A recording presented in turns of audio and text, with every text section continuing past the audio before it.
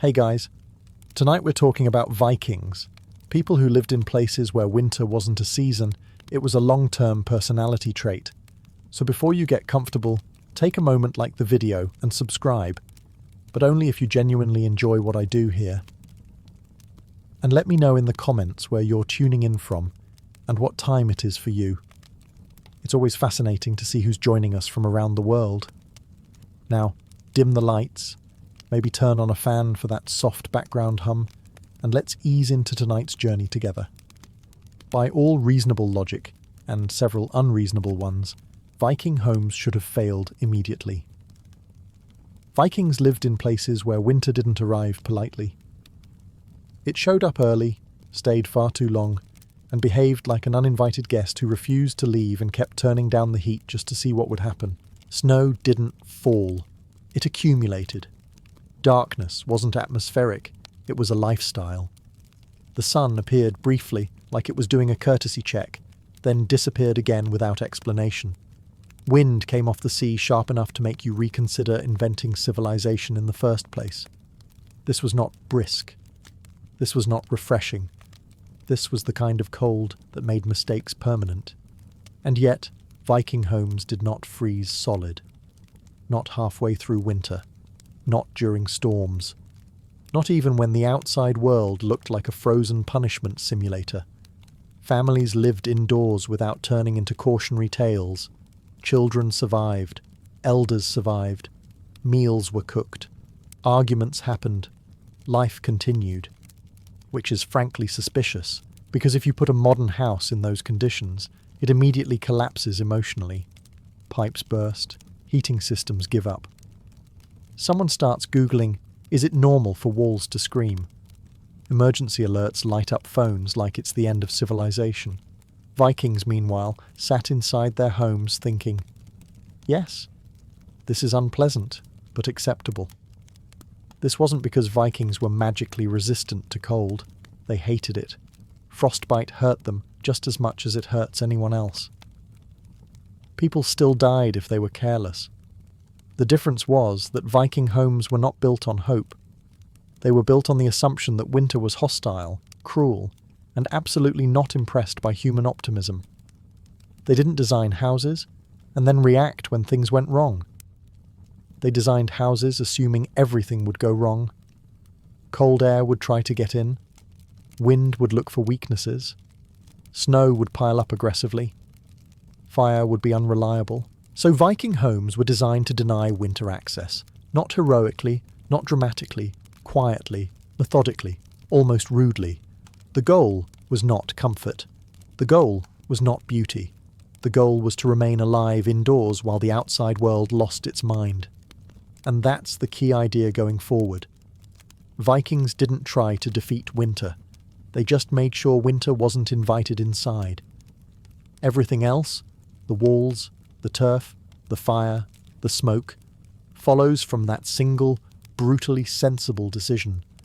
Winter should have won. It just ran into better planning. Once Vikings accepted that winter was not going to negotiate, they made their first smart move. They stopped building houses that politely sat on top of the ground like optimistic suggestions. Instead, they dug in. Literally. Many Viking homes were partially sunken into the earth, because the ground is surprisingly good at one thing, not panicking. While air temperatures above ground were busy doing dramatic things, the soil stayed calm, stable, and emotionally mature. Vikings may not have used words like thermal regulation, but they absolutely understood that if you hide behind the planet itself, winter loses most of its leverage. Digging down meant the house immediately benefited from the Earth's natural insulation. Cold air could scream all it wanted above ground, but underground temperatures changed slowly, reluctantly, and with visible annoyance. This wasn't magic.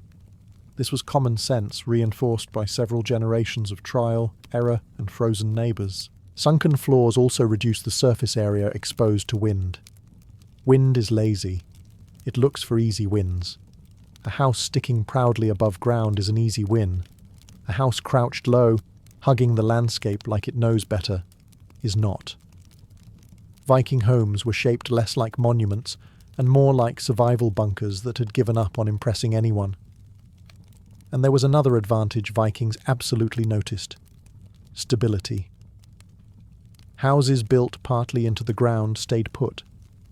They didn't wobble in storms. They didn't creak dramatically like they were about to collapse for narrative tension. They sat there, unimpressed by weather, quietly doing their job. Of course, digging into the earth wasn't exactly fun. It meant labour, mud, cold hands, wet boots. But Vikings weren't trying to make construction enjoyable. They were trying to make winter survivable. Comfort during building was optional. Comfort during living was not. Even drainage was considered. Slight slopes directed melting snow and water away from the interior, because nothing ruins your day faster than discovering your warm house has become an indoor marsh. Vikings understood that cold plus water equals regret. By lowering the house into the ground, Vikings removed winter's favourite weapons: wind exposure and temperature swings. The house became harder to attack, harder to chill, and harder to intimidate. So before we talk about walls, roofs, fires, or smoke, understand this. Viking homes didn't start by fighting winter. They started by hiding from it. And honestly, that decision alone won them half the battle. Once Vikings tucked their homes into the earth like sensible people hiding from a storm, they moved on to the next problem. Walls. Thin walls were not an option. Thin walls were an invitation. And winter is very good at accepting invitations. So Viking walls were thick. Not sturdy. Not well built. Thick. The kind of thick that made wind hit them, pause for a moment, and quietly decide it had better places to be. These walls were layered constructions: stone at the base, packed earth, timber framing, and turf piled on top like nature's version of a weighted blanket. Nothing here was accidental. Each layer had a job. Stone provided stability. Earth absorbed temperature changes. Timber held everything together. Turf sealed gaps and smothered drafts. Cold air had to fight through all of it, and frankly, it didn't have the stamina. Unlike modern walls that prioritize looking nice and hiding wires, Viking walls prioritized not killing the people inside. They were uneven, lumpy, and unapologetically ugly, which turns out to be an excellent strategy when you're trying to block Arctic wind. Smooth surfaces are for people who enjoy drafts sneaking in unnoticed. These walls didn't just stop cold, they slowed it down. And slowing heat loss is more important than completely eliminating it. Vikings understood that if you force cold air to work harder, it loses interest. Winter is relentless, but it is not patient. There was also mass involved, literal weight. Viking walls were heavy enough to store heat during the day and release it slowly at night. Once the interior warmed up, it stayed warm longer. The house remembered heat. Which is more than can be said for most modern apartments. And if the walls shifted, cracked, or sagged, Vikings patched them immediately with more earth, more turf, more whatever was nearby. Maintenance was constant, but simple. No permits, no inspections, no arguments with someone named building code enforcement. From the outside, Viking homes looked squat, dark, and unimpressive, like they had already given up on aesthetics. But from the inside, during a storm, those walls were heroes. Silent, boring heroes that never got songs written about them. So, while winter howled outside, slamming into walls built to take the abuse, Viking families sat inside wondering why anyone would ever build houses differently. The walls didn't look strong. They were strong. And in a Viking winter, that was the only thing that mattered. At some point, Vikings looked at grass and thought, yes, this will save our lives. And against all expectations, they were absolutely right. Turf was the real secret behind Viking warmth. Not wood, not fire, not heroic endurance.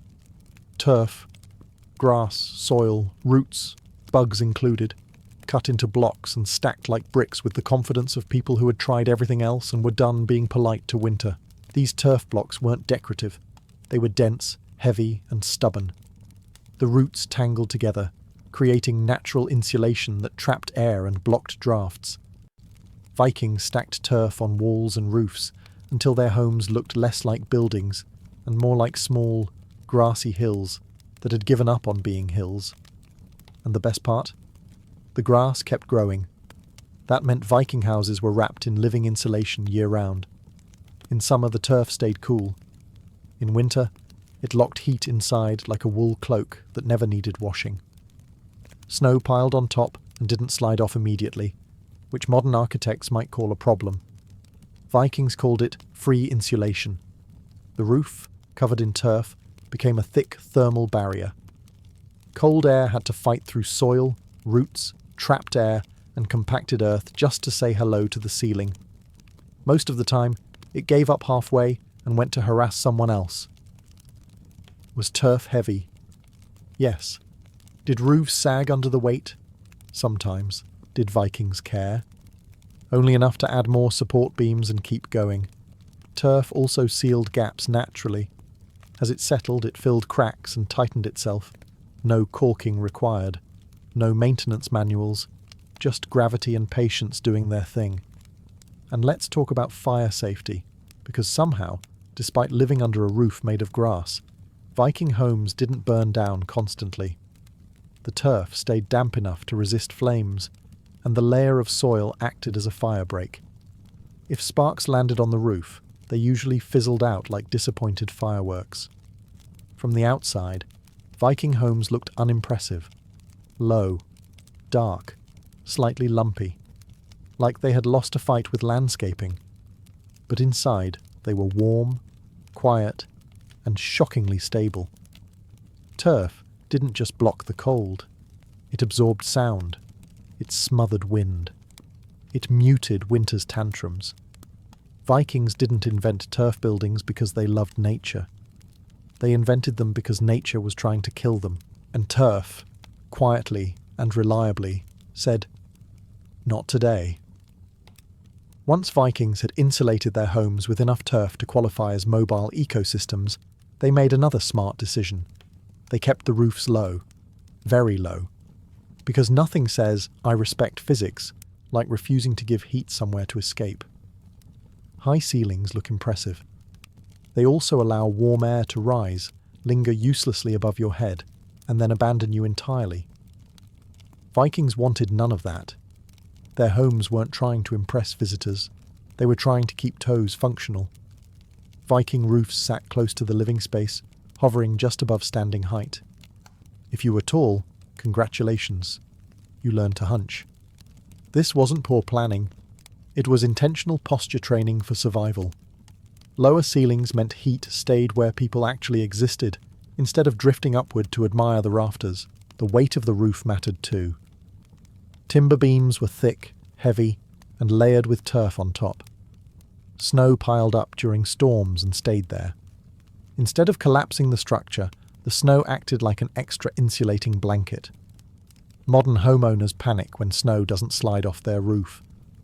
Vikings saw snow staying put and thought, "Excellent, the house has put on a coat." Inside, the low roof also slowed air movement. Less space meant fewer drafts. Warm air didn't swirl around aimlessly. It stayed calm, collected, and useful. Viking homes didn't have airflow. They had air cooperation. Of course, low roofs came with trade-offs.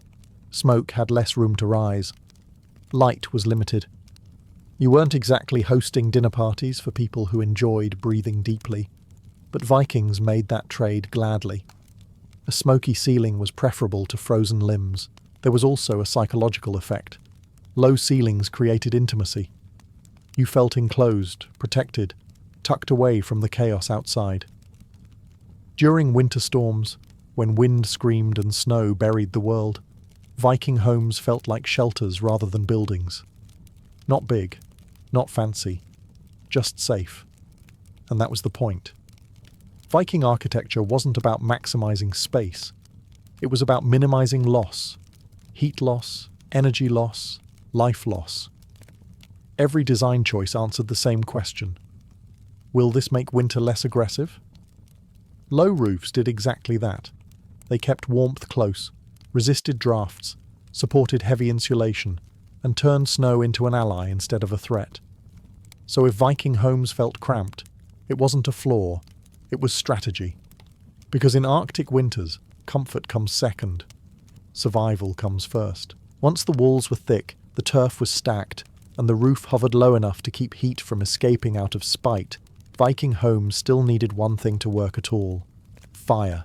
And not dramatic fire, not heroic fire. Practical fire. The kind that shows up every day and does its job without needing applause. The hearth sat at the centre of the longhouse, not because it looked nice, but because heat behaves better when it starts in the middle.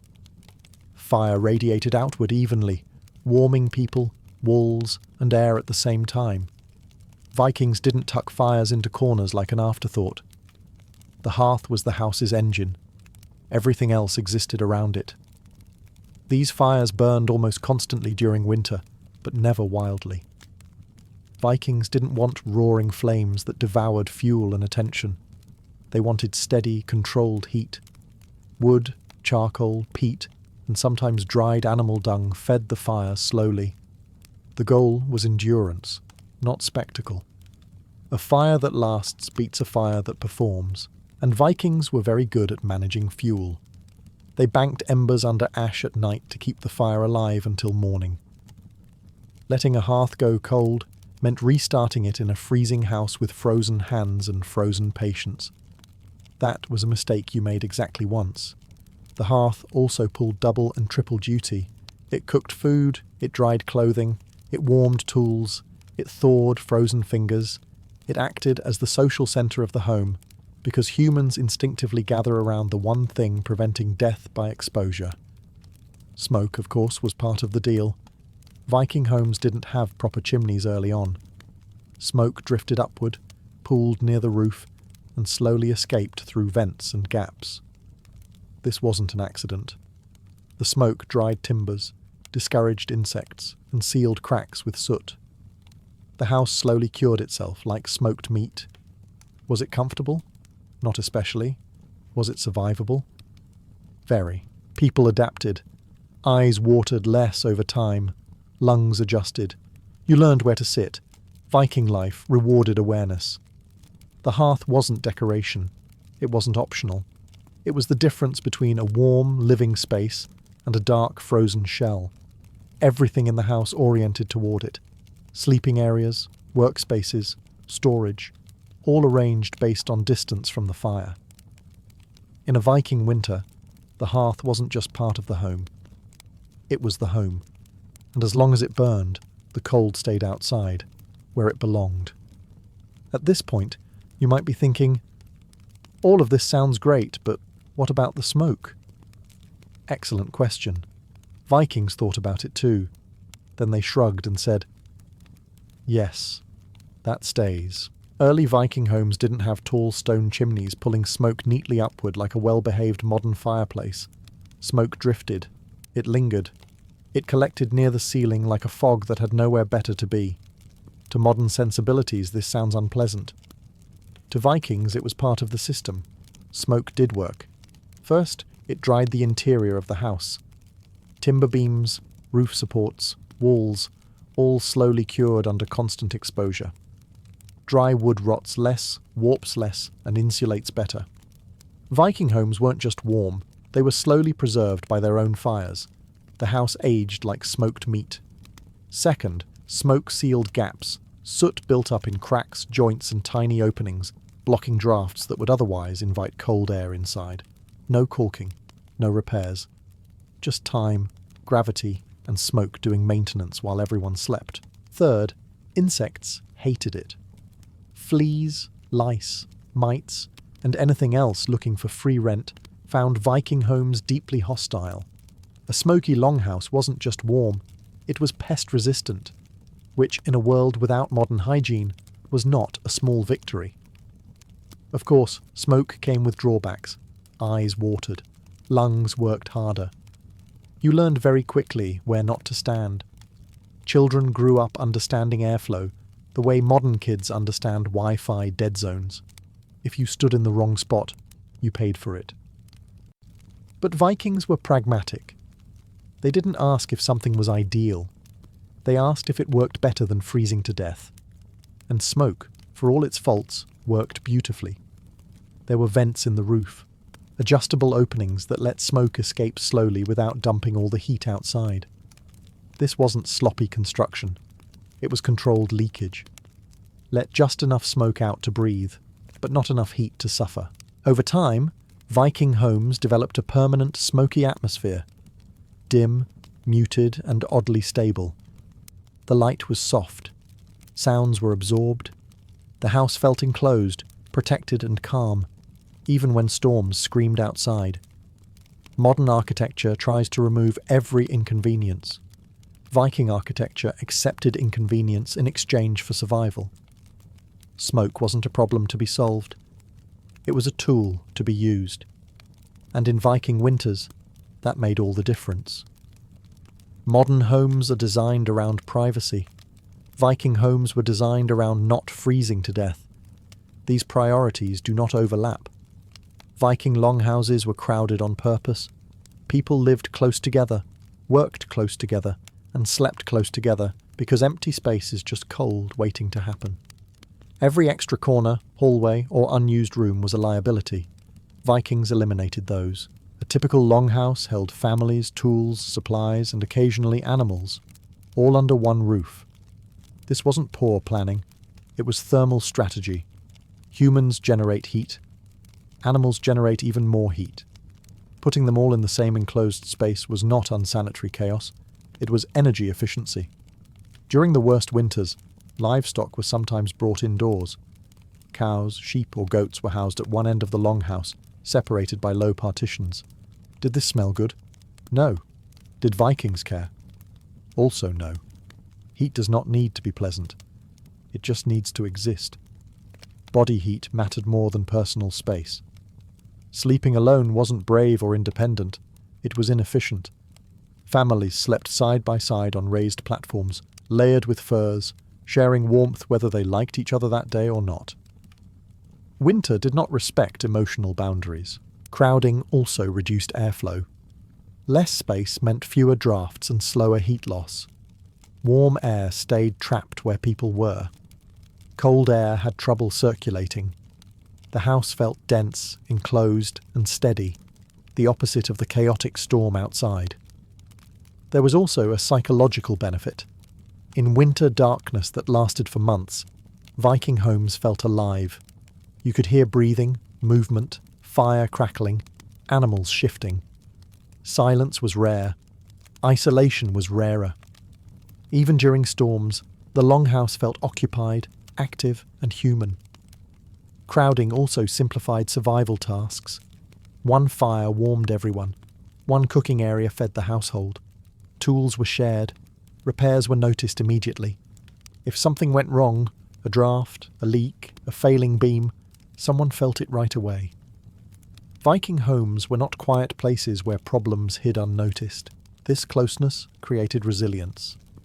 People adapted to each other. Routines formed.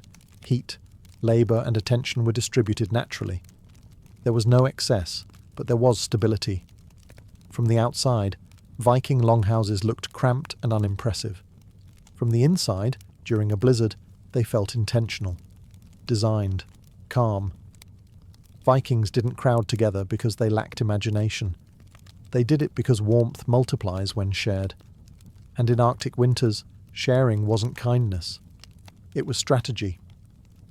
If you think Viking beds were about comfort, romance, or self-care, it's time to lower expectations.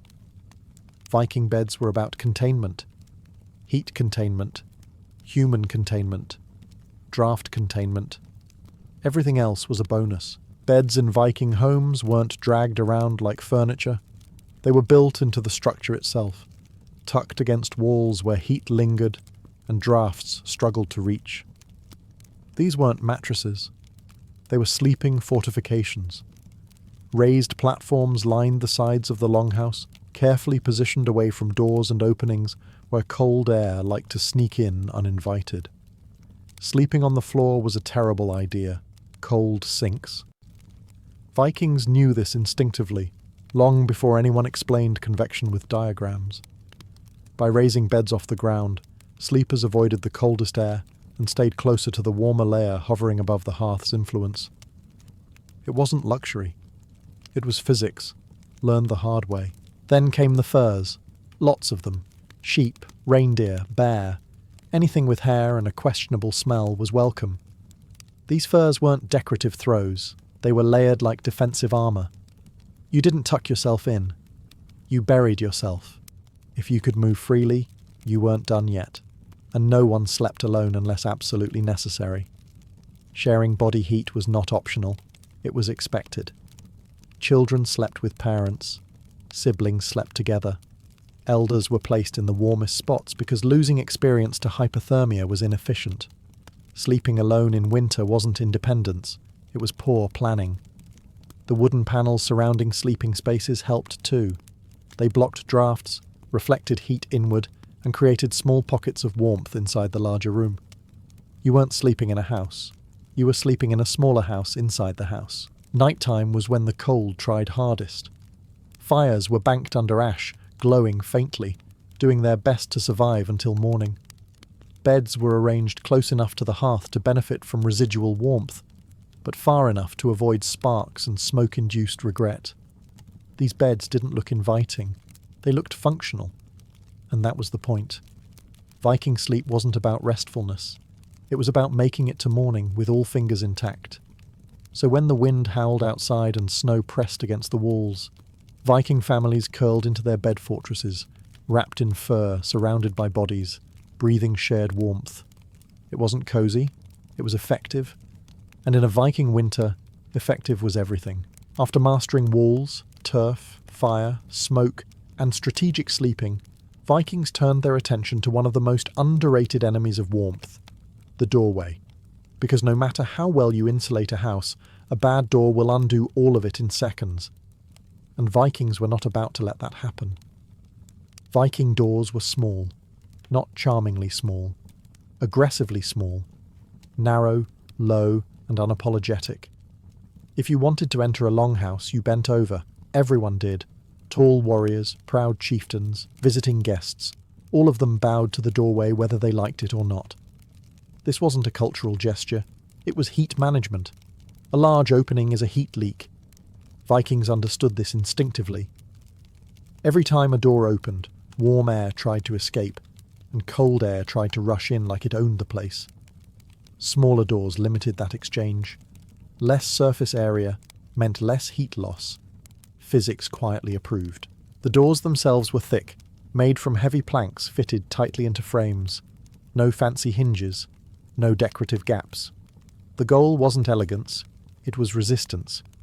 When the door was shut, it stayed shut. Drafts had to fight their way through wood that had absolutely no interest in cooperating. Many doors were also recessed, creating a short entry tunnel. This acted as a buffer zone, a space where cold air could slow down before reaching the main living area. Modern houses call this a vestibule. Vikings called it not freezing everyone inside when someone steps out. Even the direction doors faced mattered.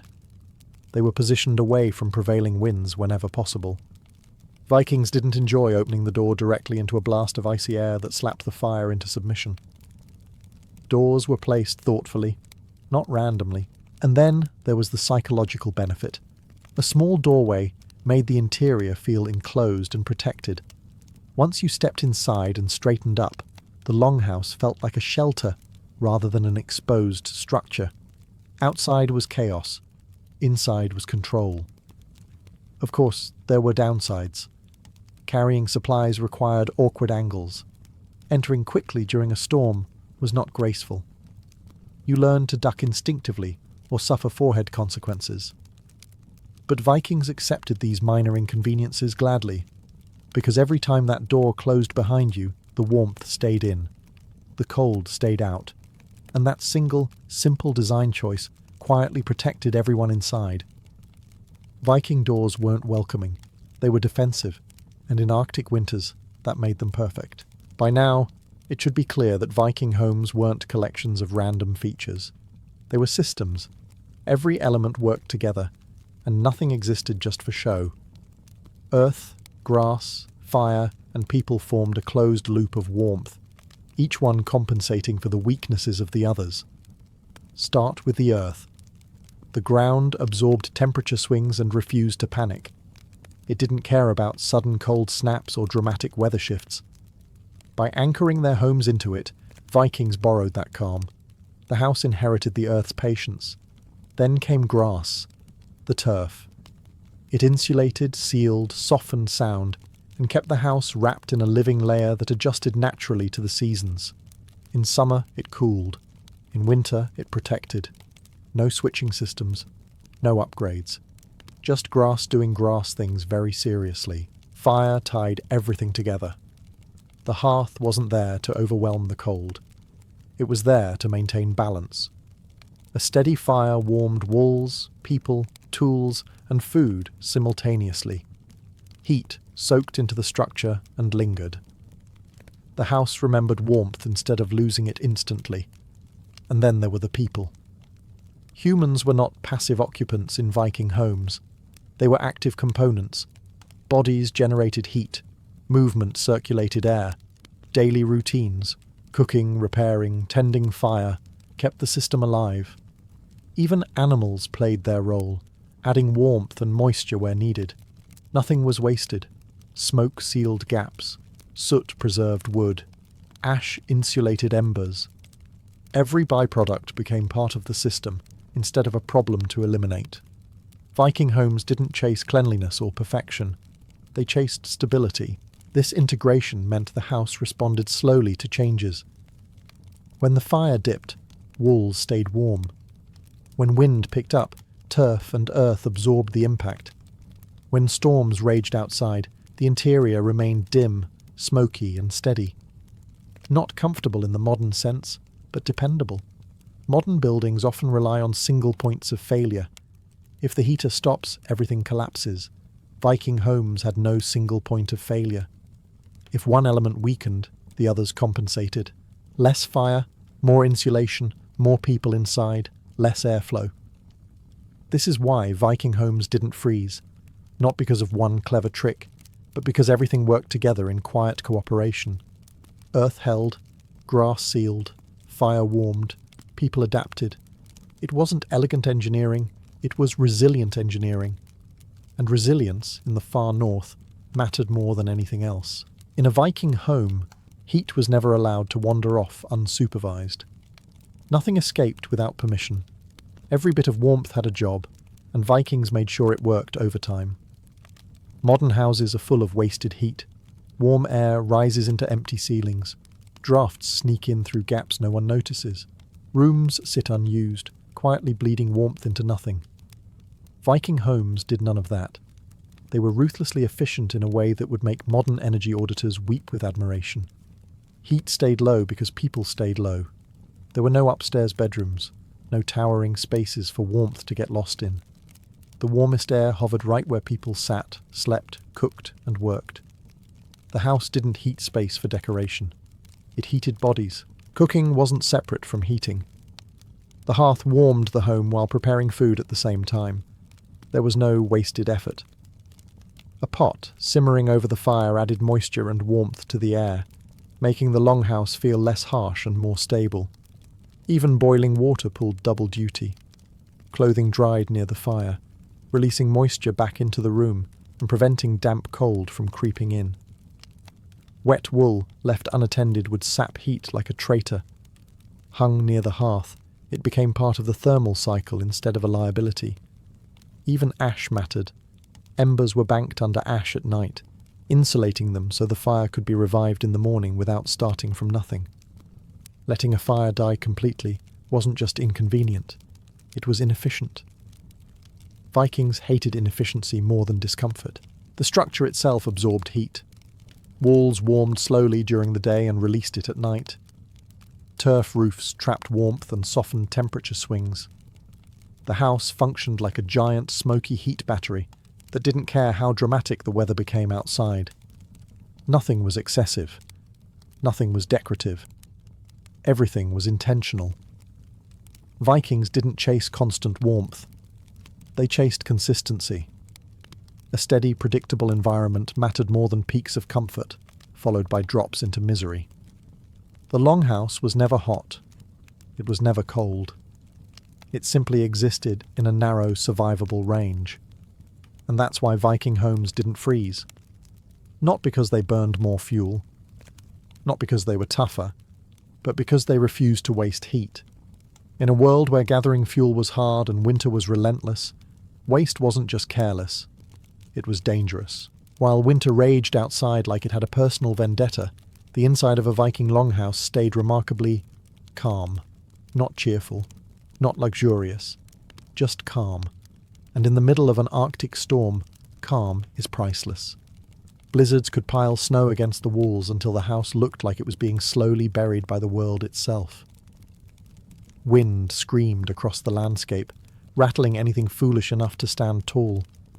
Outside, visibility vanished, sound distorted, and survival became a temporary condition. Inside the longhouse, life continued with muted stubbornness. The air was dim and smoky, yes, but it was still. No icy drafts racing across the floor, no sudden temperature drops.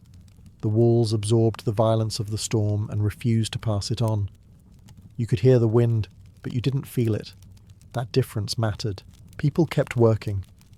Tools were repaired. Nets were mended. Food was cooked. Children played quiet games that didn't involve running, because running indoors was inefficient and discouraged. Elders sat close to the hearth, not because they were fragile, but because experience deserved priority seating. The predictability of the interior mattered psychologically. When winter lasts for months, unpredictability becomes dangerous. Viking homes created a stable micro-world where routines survived even when the outside world collapsed into chaos. The house felt like a pause button on the environment, and this stability wasn't accidental. Every design choice, low ceilings, thick walls, packed interiors, reduced sensory overload. Sound softened, light diffused. The home felt enclosed, almost womb-like, which sounds poetic until you remember it was designed to keep you alive. Even during storms that reshaped the landscape overnight, the inside of the longhouse changed very little. The fire burned steadily. The smoke drifted the same way it always did. The temperature stayed within a narrow, tolerable range. That consistency allowed people to rest, think, and plan instead of merely endure. Modern people often underestimate how exhausting constant cold is. Not just physically, but mentally. Vikings understood that survival wasn't only about staying warm, it was about staying functional. A calm interior preserved energy. Panic wastes heat. So while winter tried to dominate the world outside, Viking homes quietly refused to participate. The storm could scream. The snow could bury everything. The wind could test every seam. Inside, the longhouse waited it out. Not heroically, not dramatically, just patiently. There's a popular idea that Vikings survived the far north because they were tougher than everyone else. Stronger, harder, more resistant to pain and cold. It's a flattering image, and also mostly wrong. Vikings froze just as easily as anyone else. Frostbite didn't care about reputation. Winter didn't pause out of respect. People who made mistakes still died. The difference wasn't physical toughness, it was planning. Vikings didn't rely on endurance to survive winter. They relied on design. They assumed the cold would win any direct confrontation, so they avoided fighting it head-on. No dramatic struggles, no heroic suffering, just quiet, methodical decisions that stacked the odds in their favour. Every part of the home reflects this mindset. They didn't build tall to show power. They built low to conserve heat. They didn't leave space unused for comfort or status. They packed it with people, tools, animals, and warmth. They didn't chase fresh air at the cost of freezing. They accepted smoke because it solved more problems than it created. This wasn't laziness, it was optimization. Viking solutions often look crude to modern eyes because they weren't refined for comfort. They were refined for survival. Smooth walls and wide rooms look nice, but they leak heat. Clean air feels good, but it removes warmth. Privacy sounds appealing, but isolation is cold. Vikings rejected all of that without hesitation. They also didn't rely on a single clever trick. There was no secret Viking heater. Instead, there were dozens of small, sensible choices layered together. Each one reduced heat loss just a little. Each one made life just a bit more stable. And when combined, those small choices made the difference between freezing and living. This is why Viking homes feel so deliberate. Nothing is accidental. Nothing is decorative without purpose. Even inconvenience has a function. Low doors keep heat in. Smoke irritates eyes but seals gaps. Crowding reduces drafts. Everything trades comfort for consistency, and consistency was what mattered. Vikings didn't survive winter because they were fearless. They survived because they were realistic. They understood their environment, respected its limits, and designed their lives around those limits instead of pretending they didn't exist. Strength fades, endurance breaks, planning lasts, and that's why Viking homes never froze. Not because Vikings were stronger than winter, but because they were smarter than it. So after all the turf, the smoke, the low ceilings, the crowded beds, and the doors designed to humiliate you slightly, we arrive at the simple truth. Viking homes never froze because they were never meant to be impressive. They were meant to work. Every part of a Viking longhouse answered one question and one question only. Will this keep us alive through winter? If the answer was yes, it stayed. If the answer was no, it was discarded without sentimentality. Beauty, comfort, and convenience were all negotiable. Survival was not. Vikings didn't rely on a single clever trick or miracle material. There was no magical insulation, no secret heating method lost to time. Instead, there was a system. Earth stabilizing temperature, turf sealing heat, walls storing warmth, fire working steadily, smoke maintaining the structure, people and animals filling the space with life and energy. Nothing stood alone. Everything cooperated. That cooperation is what modern eyes often miss. We like singular explanations. Vikings succeeded because of turf roofs, or thick walls, or constant fires. The truth is less dramatic and more impressive.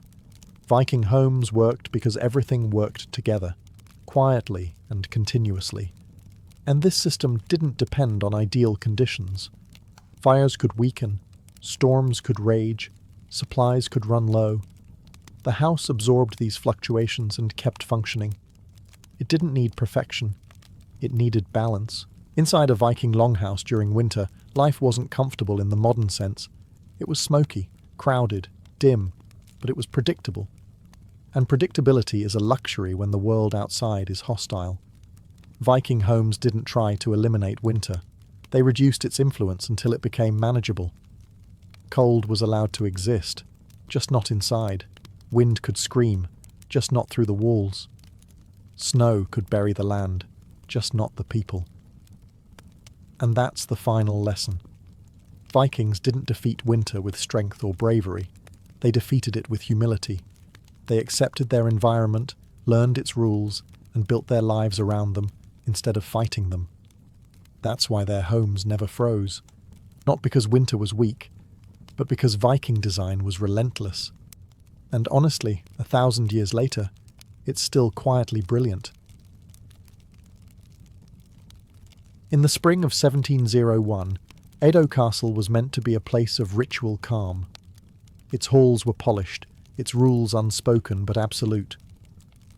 This was the political heart of Tokugawa Japan, where etiquette mattered as much as steel, and where a misplaced word could wound more deeply than a blade. Daimyo from across the country gathered to receive imperial envoys, an event drenched in symbolism, hierarchy, and centuries of tradition. Among them was Asano Naganori, a young lord from the Ako domain. Asano was earnest, serious, and not especially seasoned in the brutal subtleties of court politics. He had been assigned to help prepare the reception ceremonies, a task that required flawless manners and absolute obedience to protocol. To guide him, the shogunate appointed Kira Yoshinaka, a senior official responsible for instructing visiting lords in proper conduct. On paper, this was a normal arrangement. In reality, it was a trap. Kira had a reputation. He was experienced, powerful, and widely disliked. Contemporary accounts describe him as arrogant and sharp-tongued, a man who expected lavish gifts and unquestioning deference. Asano, either unwilling or unable to meet these expectations, soon found himself on the receiving end of repeated insults. Kira reportedly mocked his clothing, his manners, even his provincial background. These were not loud confrontations. They were worse. Quiet humiliations delivered in corridors, glances heavy with contempt, words chosen carefully enough to wound without leaving witnesses. In samurai culture, honor was not an abstract idea. It was a living thing. To be insulted publicly and endure it silently was already painful. To be insulted repeatedly by a superior who could not be challenged was unbearable. Yet Asano held his tongue. Inside Edo Castle, violence was unthinkable. Drawing a weapon within its walls was among the gravest crimes imaginable. Then, on the 14th day of the 3rd month, something broke. In a hallway of Edo Castle, after yet another provocation, Asano snapped. He drew his short sword and lunged at Kira, managing only to wound him slightly before guards intervened. Blood was spilled. That was enough. The reason no longer mattered. The rules were absolute. By sunset, Asano's fate was sealed. And with that single impulsive strike, a quiet insult inside a palace became the spark for one of Japan's most enduring legends. The punishment was swift, merciless, and entirely predictable. In Tokugawa Japan, laws were not flexible when it came to violence inside the shogun's palace. Intent did not matter. Injury did not matter. Even motive was irrelevant. The moment Asano Naganori drew his blade within Edo Castle, his life effectively ended. That same day, the shogunate issued its judgment. Asano was ordered to commit seppuku, ritual suicide, before nightfall. No trial, no appeal, no chance to defend himself or explain the months of provocation that had led to that moment.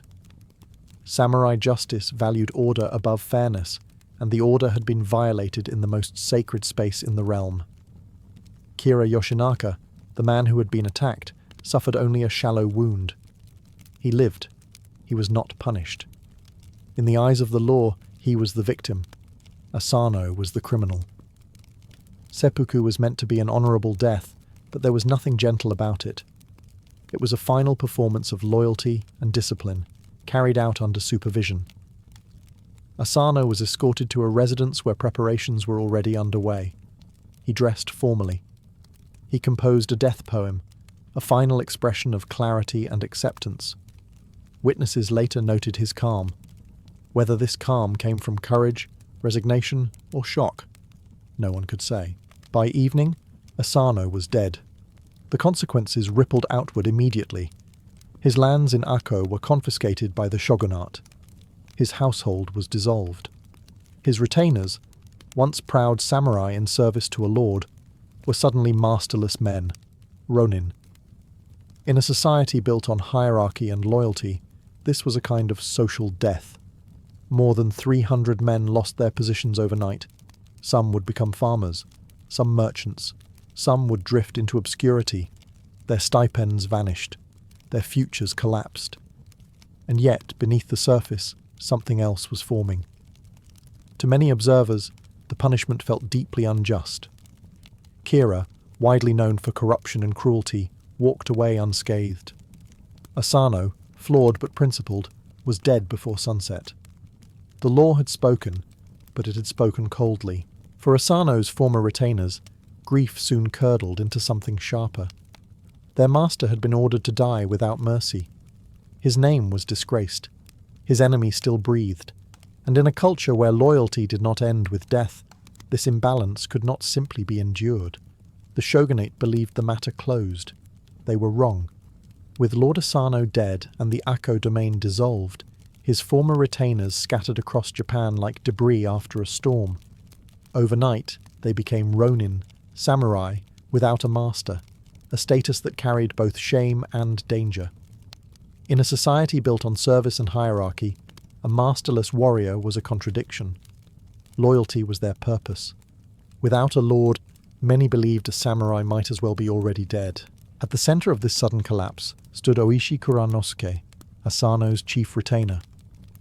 Oishi was experienced, respected, and painfully aware of reality. The shogunate was watching. Any hint of rebellion would bring swift annihilation. Open defiance was impossible. Grief had to be hidden. Rage had to be swallowed. At first, Oishi appeared to accept defeat. He advised patience. He ordered the former retainers to disperse, to find work, to survive. To outsiders, it looked like surrender. Some of the Ronin believed it was. A few accused Oishi of cowardice.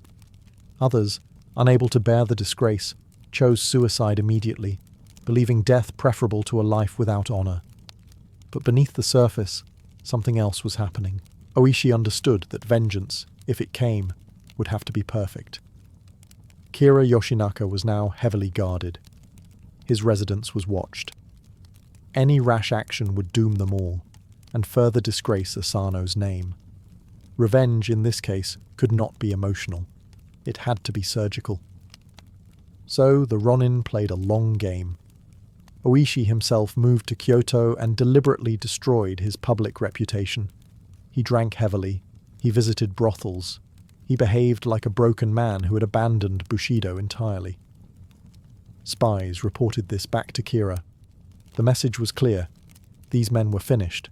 No threat remained. Meanwhile, the former retainers quietly regrouped. They met in secret. They memorized guard routines. They gathered weapons slowly, legally, invisibly. Some became merchants, some craftsmen, some monks. Their disguises were convincing because they were real. This was not an act performed for weeks or months, but for nearly 2 years. What bound them together was not anger alone, but a shared belief that loyalty did not end at the grave. Their master had been condemned without mercy. If the law could not correct that injustice, then duty would. By the time Kira finally relaxed his defenses, convinced the danger had passed, the Ronin were ready. They had sacrificed their reputations, their livelihoods, and any chance of safety.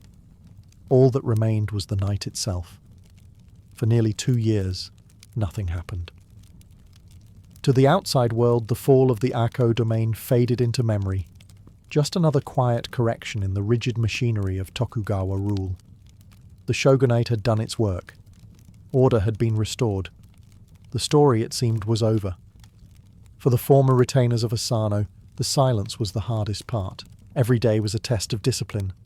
Revenge demanded patience, but patience demanded humiliation. These men, once samurai of standing, now lived as labourers, shopkeepers, guards, and clerks. They bowed to men they would once have outranked. They carried no swords. They spoke carefully. Every careless word could end everything. At the centre of this waiting was Oishi Kuranosuke, who maintained the illusion of defeat more convincingly than anyone. In Kyoto, he continued his performance of ruin. He drank in public. He fathered children out of wedlock. He was thrown into the street one night by a woman who despised his apparent weakness. A passing samurai reportedly spat on him for dishonouring his dead lord. Oishi did not respond. This was not weakness. It was strategy. Kira's informants took careful notes. They reported that Asano's men were broken, leaderless, and morally hollow. Guards were reduced. Patrols became lazy. Doors that had once been reinforced were neglected. Time, the Ronin knew, was dulling vigilance. Meanwhile, planning continued in fragments. The men communicated through coded letters and trusted intermediaries. Each knew only what he needed to know. Numbers were kept small. Weapons were acquired slowly, never in ways that raised suspicion. Armour was hidden in pieces. Every detail mattered, because failure meant not only death, but the erasure of their master's name forever. Winter came and went. Summers passed. Some of the Ronin nearly lost faith. Others feared they would grow old, waiting for permission that would never come. Oishi held them together with a simple promise. When the time came, they would act together, or not at all. Finally, in the winter of 1703, the moment arrived. Kira's defences were relaxed. His residence was quiet. Snow fell heavily over Edo, muffling sound and movement. Streets emptied early. Guards sought warmth. Oishi sent word.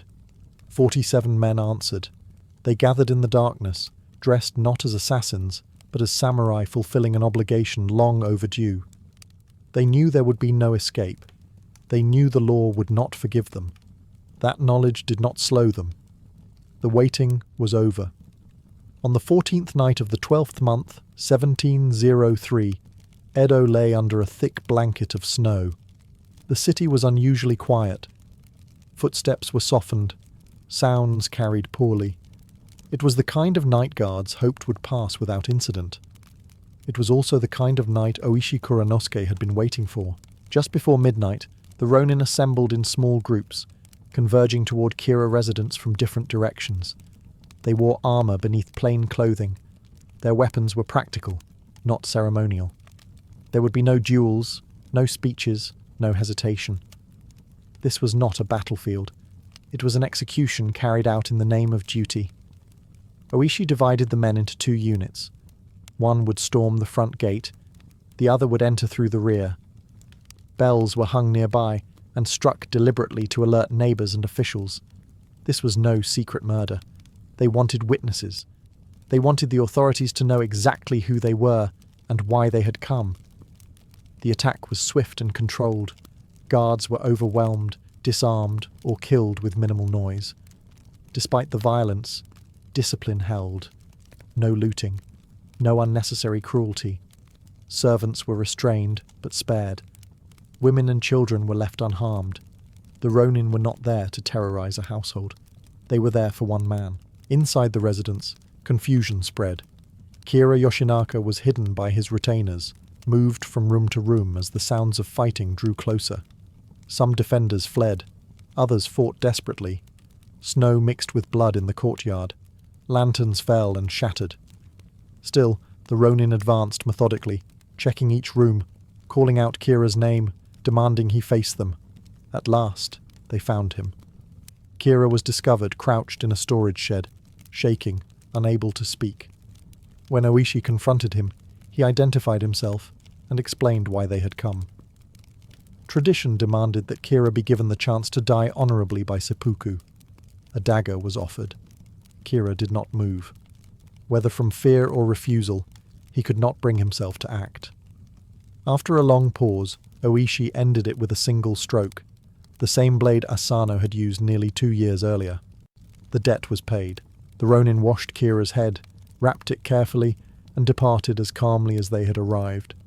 Snow continued to fall, erasing their footprints as they vanished into the night. The act was complete. Now judgment awaited. With Kira dead, the Ronin did not flee. They did not scatter. They did not attempt to bargain for mercy. Instead, they formed a procession and walked through the snow-covered streets of Edo as the city slowly woke around them. Their destination was Sengakuji, where their lord Asano Naganori was buried. They carried Kira's severed head with them, wrapped and treated with care, not as a trophy, but as proof. The streets filled with onlookers. Word spread quickly. Doors opened. Lanterns flickered to life. People bowed. Some wept. Others watched in stunned silence. Everyone understood what this meant. The impossible had been done. At Sengakuji, the Ronin cleansed themselves and offered incense. They placed Kira's head at Asano's grave, completing the obligation they believed bound them even beyond death. For a moment, the violence ended. What remained was stillness, ritual, and closure. Then they waited. The authorities arrived soon after. The Ronin surrendered without resistance. There was no attempt to justify their actions beyond simple statements of loyalty. They had avenged their master. That was all. The law could now do what it must. Edo was thrown into debate. Confucian scholars argued furiously. Some praised the Ronin as the purest embodiment of Bushido, men who valued loyalty above life itself. Others condemned them as criminals who had undermined social order. The shogunate faced an impossible problem. If the Ronin were executed like common murderers, it would appear that loyalty was meaningless. If they were pardoned, it would invite chaos. For weeks, the men were held under house arrest in the residences of sympathetic daimyo. They were treated respectfully. Crowds gathered daily at Sengakuji, leaving offerings, poems, and prayers. The story spread far beyond Edo. Woodblock prints appeared. Songs were composed. The Ronin were already becoming legend. Finally, the shogunate reached a compromise. The 47 Ronin were sentenced to death, but not as criminals. They were permitted to die by seppuku, preserving their honor, even as the law was upheld. On the appointed day, they prepared calmly. They bathed. They dressed. They wrote death poems. One by one, they ended their lives. They were buried beside their master at Sengakuji. Even in death, they remained together, and Japan would never forget them. The deaths of the 47 Ronin did not end the story. In many ways, they only ignited it. Almost immediately after the final seppuku, Japan found itself locked in a moral argument that would last for centuries. The law had been satisfied. Order had been preserved. And yet, few people felt comfortable calling the outcome just. At the center of the debate was a contradiction that Tokugawa society preferred not to confront. Loyalty was praised as the highest samurai virtue, yet obedience to the shogunate was the foundation of peace. The Ronin had honored one principle by violating the other. If they were heroes, then the law was heartless. If they were criminals, then loyalty was empty rhetoric. Scholars split along philosophical lines. Confucian thinkers argued that the Ronin had acted correctly. A vassal's duty to his lord, they claimed, outweighed all other obligations. Without such loyalty, society itself would rot. Legalists, however, warned that praising the Ronin invited rebellion. If every perceived injustice justified private revenge, the fragile peace of the Tokugawa era would collapse into endless vendettas.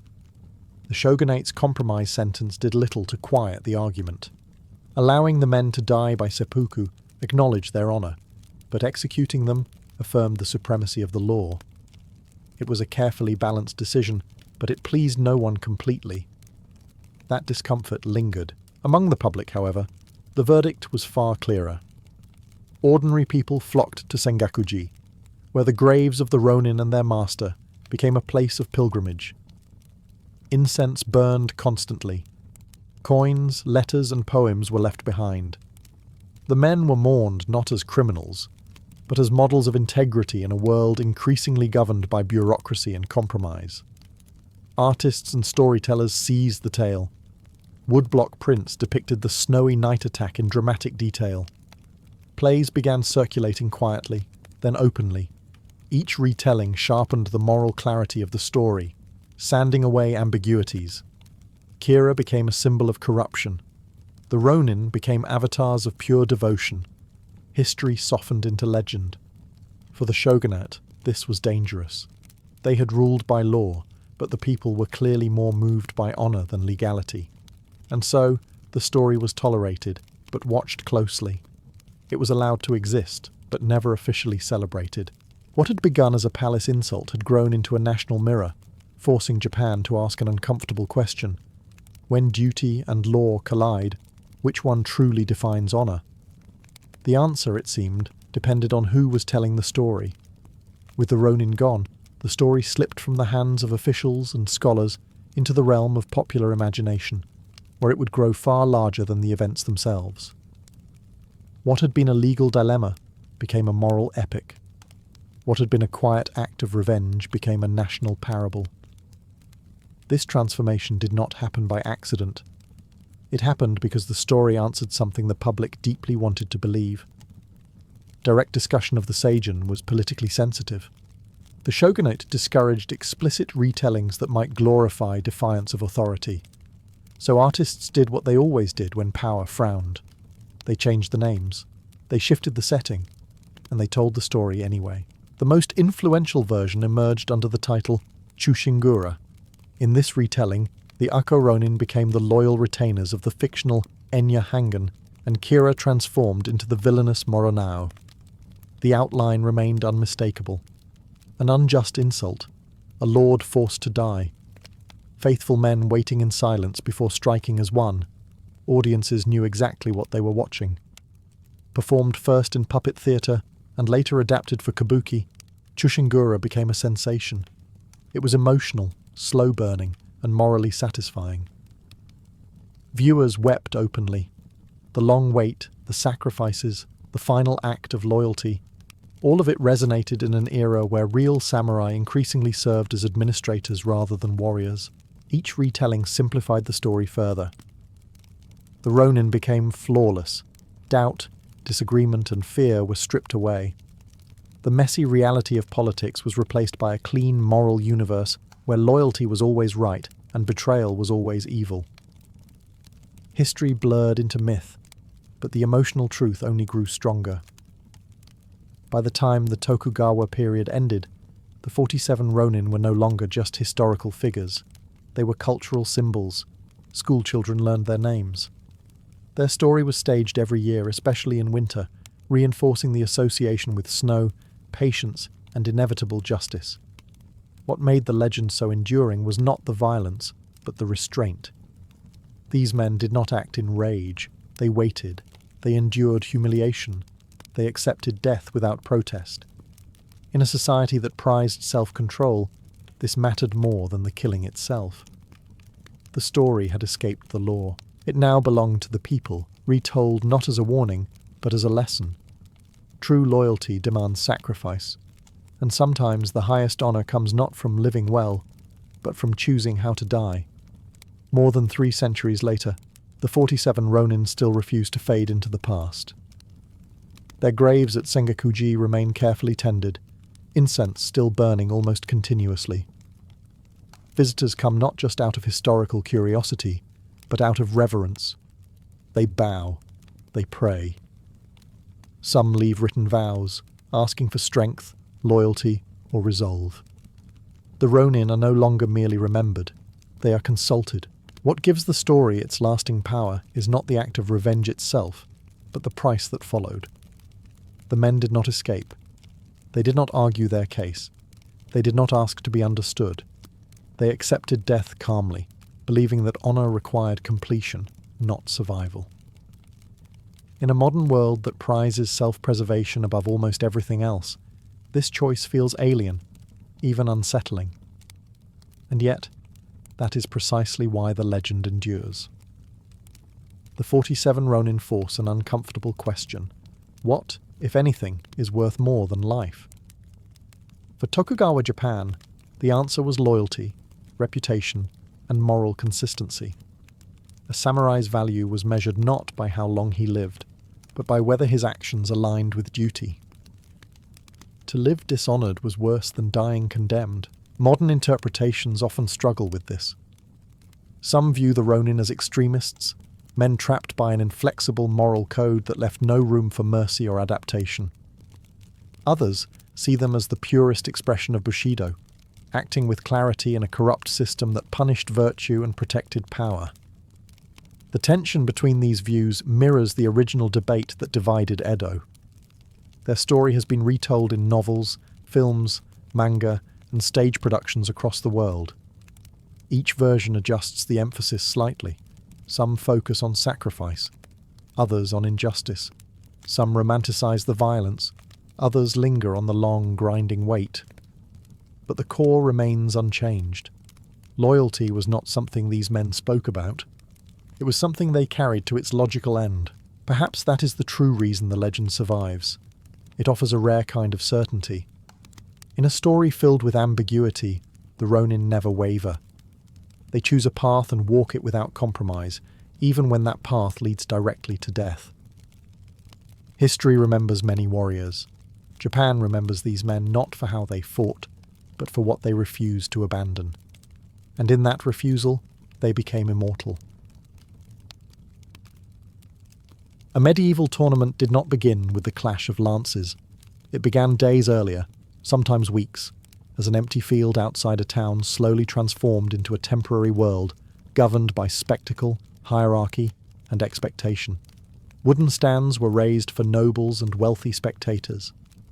Colourful pavilions appeared like small kingdoms of cloth, each marked with coats of arms that announced lineage long before a knight ever spoke his name.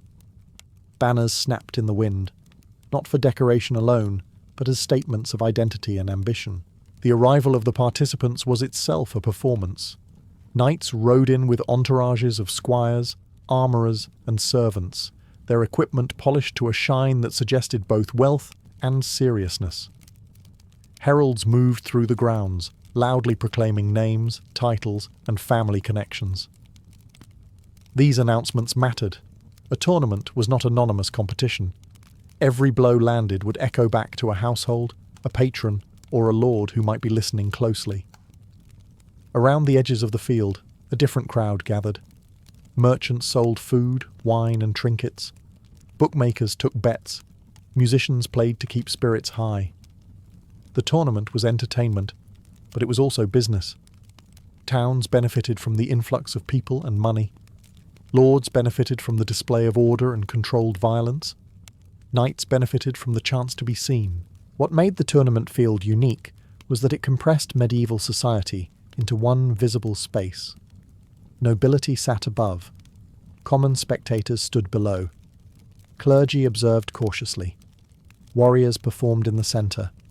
Everyone knew where they belonged, and everyone knew what they were watching. This was not war, but it was close enough to feel real. The danger was visible. The stakes were understood. For a knight, stepping onto the field meant entering a space where reputation could change in an afternoon. Courage could be proven, cowardice could be exposed. A strong showing might earn praise, patronage, or invitations to more prestigious events.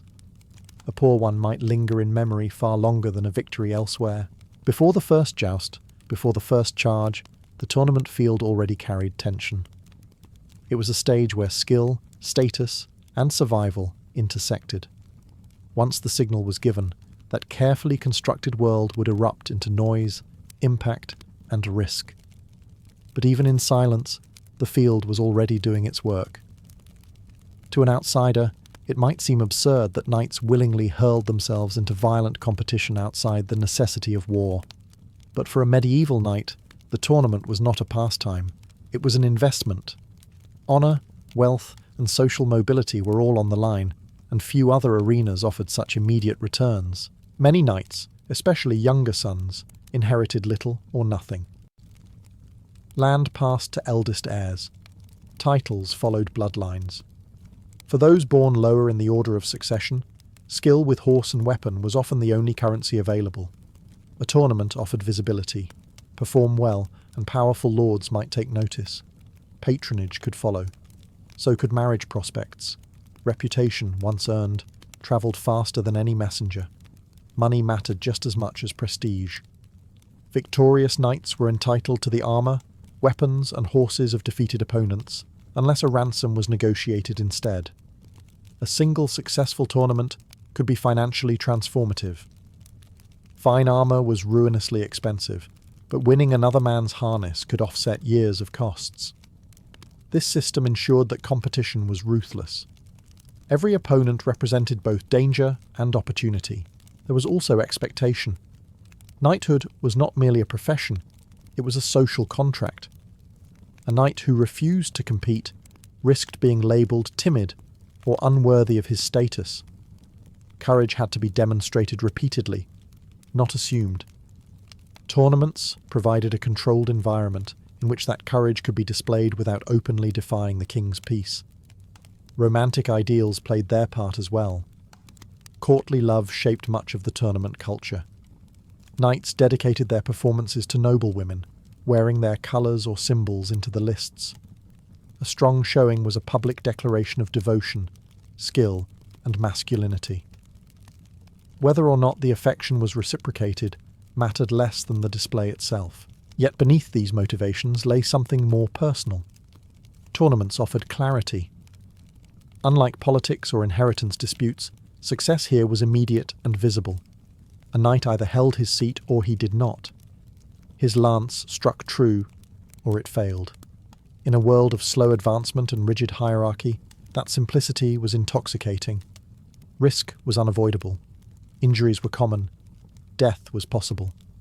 But for many knights, obscurity was worse.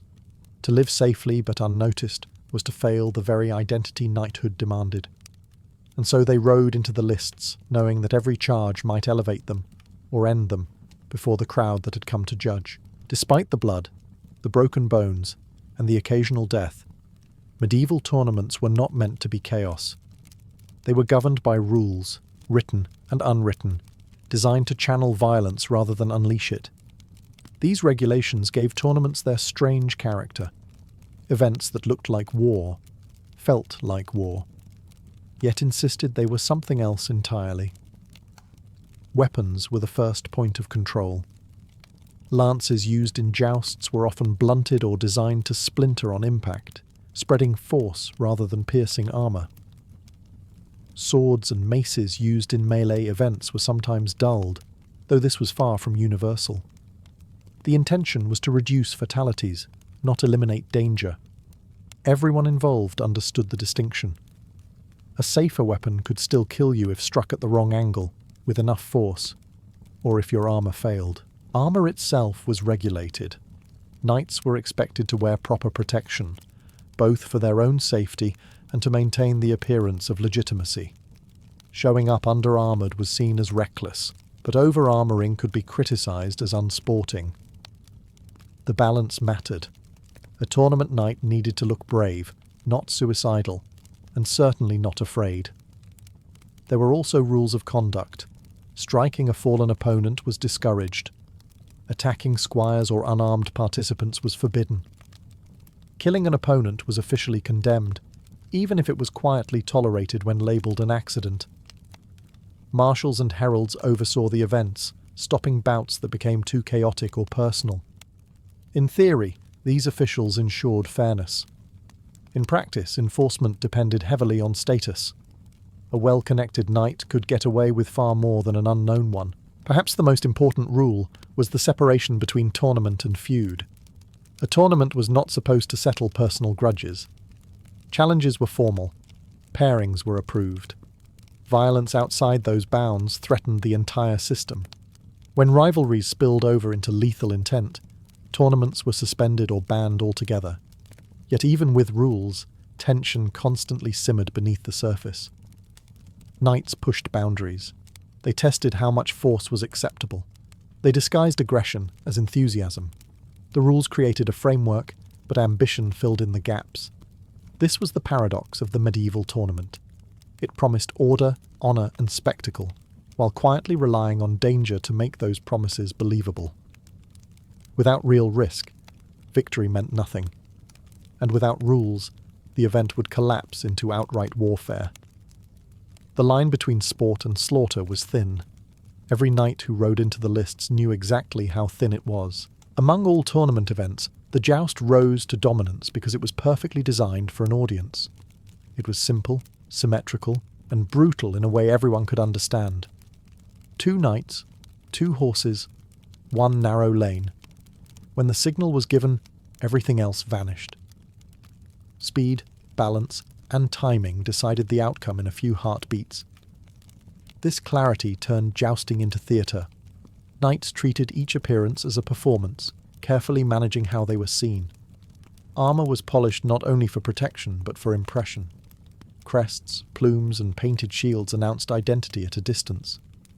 Horses were trained to charge straight, despite noise, crowds, and flying splinters. Even posture mattered. A knight who sat confidently in the saddle earned admiration before his lance ever struck. The crowd responded viscerally. A clean hit that shattered a lance drew cheers. An unhorsing brought roars. A fall followed by stillness created collective silence, the moment when spectators waited to see if the knight would rise. These reactions reinforced the joust's power. It was not just a contest between individuals, but a shared emotional experience. For the knights, the joust tested more than strength. It tested nerve. Horses collided at tremendous speed. A moment of hesitation could mean missing your strike or losing your seat. Training mattered, but so did instinct. Many skilled warriors froze under pressure. Others, less technically gifted, thrived in the intensity. Jousting also had a social dimension that extended beyond the lists. A knight who performed well gained invitations to banquets, private audiences, and future tournaments. A knight who performed poorly might be quietly excluded. Reputation accumulated quickly, especially when events were attended by travelling nobles who carried stories from court to court. Despite its rules, jousting remained dangerous. Broken lances could punch through visors. A poorly fitted helmet could twist violently on impact. Horses fell, armour cracked. Fatalities were rare enough to be shocking, but common enough to be expected. This balance between spectacle and risk is what sustained jousting's popularity. It looked controlled, but never safe. That tension kept crowds engaged and ensured that success meant something real. When a knight rode back to the starting line, lance lowered once more. He was not just competing for points or prizes.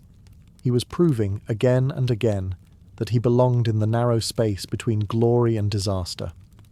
Behind the cheers and banners, the tournament carried a quiet toll that everyone preferred not to dwell on for too long.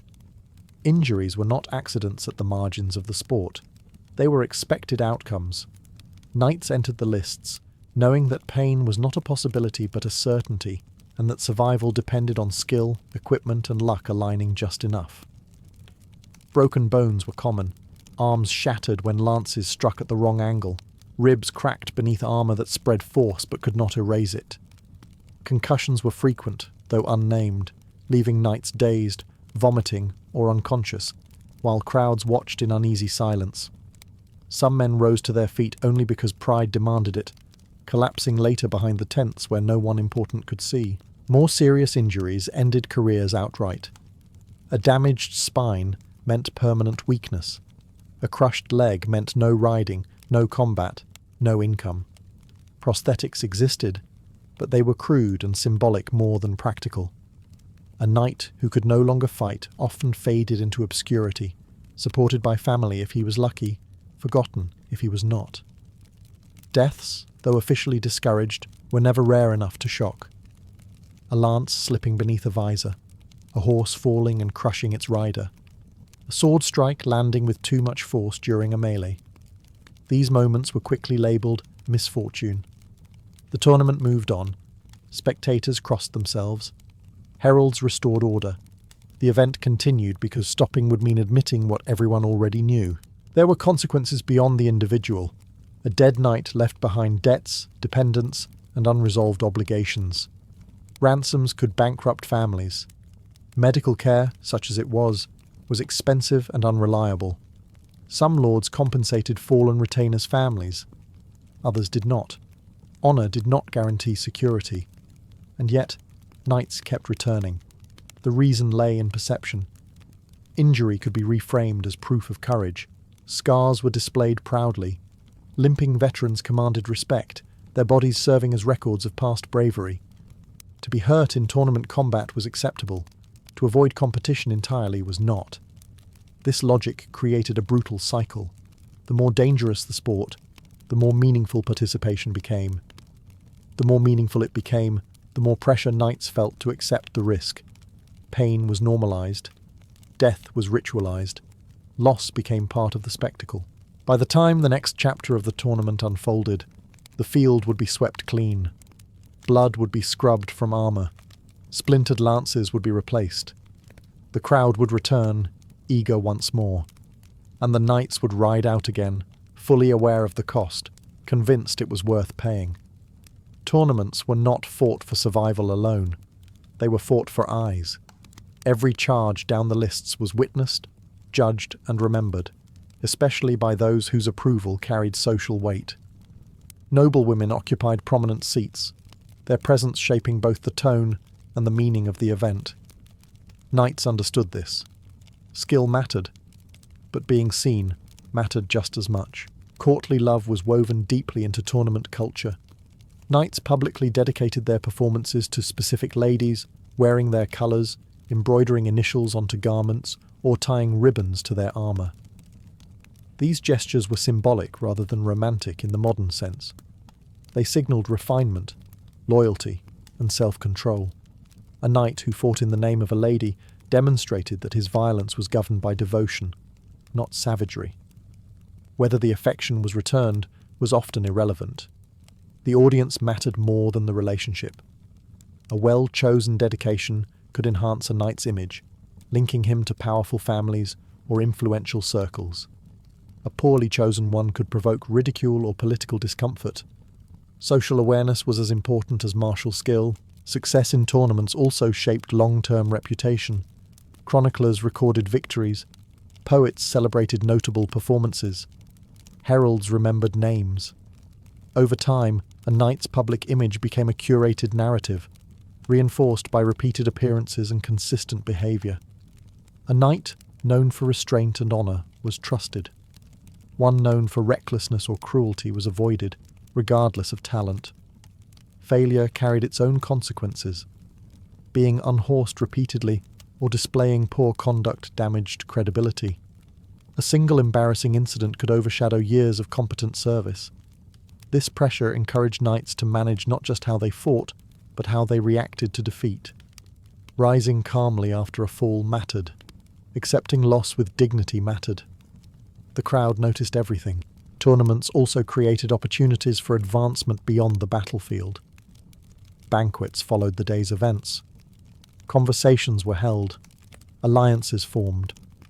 A knight who impressed in the lists might find himself invited into circles previously closed to him. Marriage prospects could improve. Patronage could be offered quietly, without public declaration. In this way, tournaments functioned as social auditions. Violence provided the test, but charm, discipline, and presentation determined the outcome. A knight was evaluated as a complete figure, not just a fighter. By the time the last lance was broken, judgments had already been made. Who belonged? Who did not? Who would be remembered? Who would fade? The tournament ended, but the image it created endured long after the field was cleared. While jousting captured the spotlight, the melee was where the tournament revealed its most chaotic side. Unlike the orderly lanes of the joust, the melee involved groups of knights fighting together across open ground. Dozens, sometimes hundreds, clashed at once. Lines broke, horses collided, shouting replaced ceremony. This was the closest a tournament came to real warfare. Melees were fought either on foot, on horseback, or in shifting combinations of both. Teams were formed in advance, often reflecting regional or political alliances. Strategy mattered. Knights who charged blindly were quickly overwhelmed. Those who coordinated, protected each other, and controlled space tended to survive longer and win more prizes. Victory in a melee was not about killing. It was about capture. A knight who was disarmed, surrounded, or forced to yield could be taken prisoner and ransomed. This turned melees into economic contests as much as martial ones. A successful knight could leave the field with several captives and a fortune in future payments. A reckless one might be captured himself and return home deeply in debt. Despite rules, melees were dangerous. Blows landed from unexpected directions. Horses panicked. Weapons intended for sport were swung with real force in the crush. Deaths were more common here than in jousting, particularly when confusion erased the boundary between restraint and aggression. The melee also exposed class differences within knighthood. Wealthy knights arrived with better armor, stronger horses, and more experienced squires. Poorer knights relied on skill and cooperation to survive. This imbalance made teamwork essential. Lone heroes rarely lasted long. Spectators viewed the melee differently. It was harder to follow, less elegant, but thrilling in its unpredictability. The chaos itself was the attraction. Watching order collapse and reform mirrored the violence of war without its political consequences. For many knights, the melee was where reputations were truly forged. Endurance, leadership, and judgment mattered more than single moments of brilliance. A knight who protected allies, captured opponents efficiently, and avoided unnecessary risk earned respect that lasted. When the melee ended, the field was scarred and exhausted. Armour was dented. Men limped away. The spectacle had delivered what it promised. And yet, for all its brutality, it was still only a game. A dangerous one, a profitable one, but never quite war.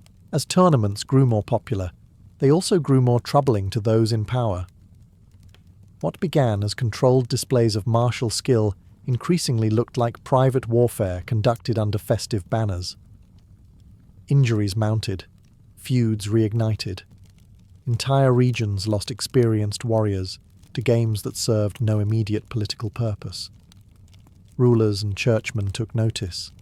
Kings worried about order. A tournament gathered armed men, rival factions, and volatile pride in one place. When discipline failed, violence spilled beyond the field.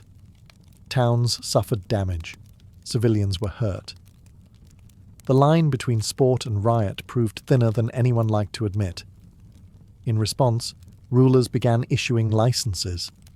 No tournament could be held without permission.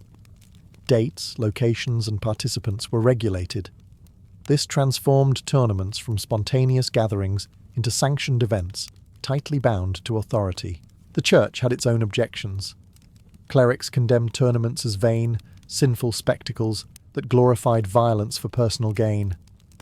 Knights who died in tournaments were sometimes denied burial in consecrated ground, a powerful deterrent in a deeply religious society. Sermons warned that risking one's life for pride or entertainment was a misuse of God's gifts. While these condemnations did not end tournaments, they forced defenders to reframe them as training, not indulgence. Rules multiplied. Weapon standards became more specific. Marshals gained authority to halt fights. Penalties were introduced for excessive force or personal vendettas. These changes made tournaments safer on paper, though enforcement still favoured the powerful. A well-connected knight could bend rules that others could not. At the same time, the nature of warfare itself began to change. Infantry tactics improved. Missile weapons grew more effective. Heavy cavalry lost some of its dominance on the battlefield. As real war shifted, tournaments slowly drifted from preparation toward pageantry. The emphasis moved from combat readiness to ceremonial display. By the late medieval period, jousting in particular had become increasingly stylized. Specialized armor limited mobility, but enhanced safety. Lances were engineered to shatter dramatically. Scoring systems replaced vague judgments of honor. The crowd still cheered, but the stakes were lower than they once had been. This evolution did not diminish tournaments so much as redefine them. What had once been a proving ground for survival became a ritualized echo of a fading martial world. Knights still competed, still sought honor and recognition, but the violence was now carefully packaged. The tournament endured by adapting.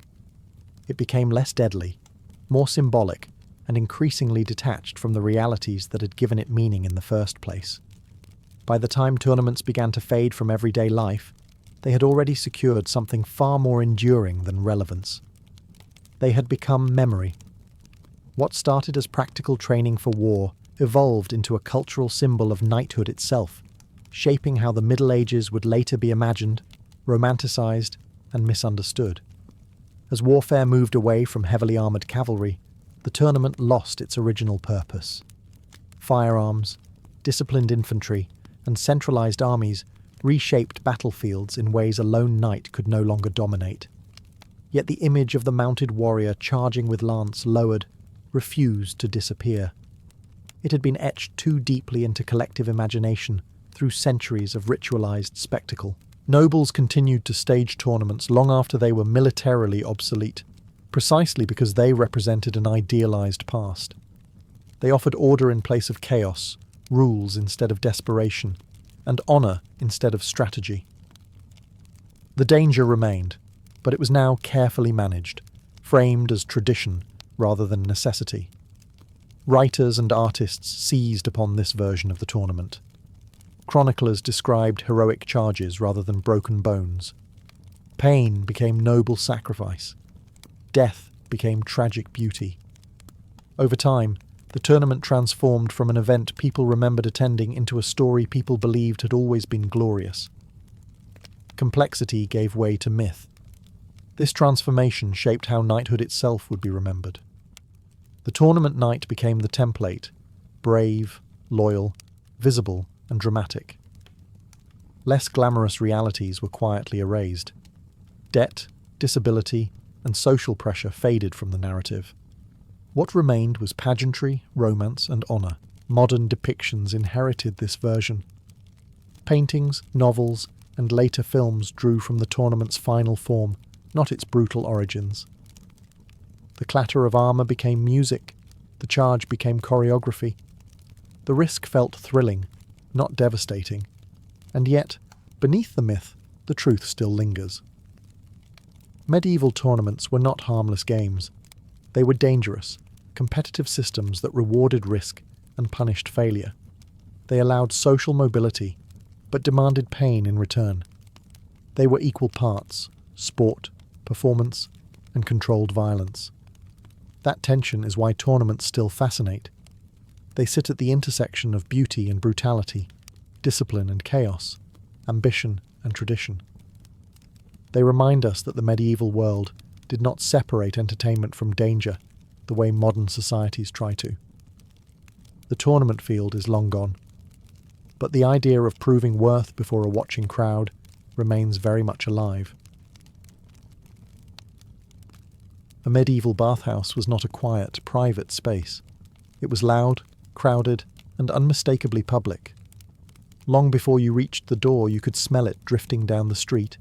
Heated water, damp wood, soap made from ash and fat, and the unmistakable scent of human bodies packed close together. This was not a retreat from society. It was society, condensed into steam and noise. Inside, the air was thick and heavy. Warm vapour clung to skin and hair, blurring outlines and softening faces. Wooden benches lined the walls. Large tubs or heated rooms filled the centre. Buckets of water were passed around, poured over shoulders, splashed onto floors. Servants moved constantly, stoking fires, carrying towels, refilling basins. Conversation echoed off stone and timber, mixing with laughter, gossip, and the slap of water against skin. Clothing was left behind almost immediately. In many bathhouses, nudity was expected, not shocking. Modesty existed, but it was flexible. Some patrons wrapped themselves loosely in cloth. Others did not bother. Social boundaries loosened quickly in the heat. A merchant might sit beside a craftsman. A travelling knight might share a bench with a local baker. In the bathhouse, bodies were equalised, at least temporarily. Bathing was not an occasional luxury. In many medieval towns, it was routine. People came to wash dirt from labour, to soothe aching joints, to relax after travel. Hot water was believed to open the pores and restore balance to the body. Cold plunges followed to close them again. The process was physical, deliberate, and familiar. But cleanliness was only part of the appeal. The bathhouse was a place to hear news, negotiate deals, and maintain relationships. Business agreements were discussed between buckets of water. Arguments were settled. Friendships were reinforced. In an age without private bathrooms, this was where daily hygiene intersected with community life. The atmosphere could shift quickly. What began as calm conversation might turn raucous as wine was served. Some bathhouses offered food, music, or massage. Others rented private tubs for those who could afford them. Not all bathhouses were equal, and reputation mattered.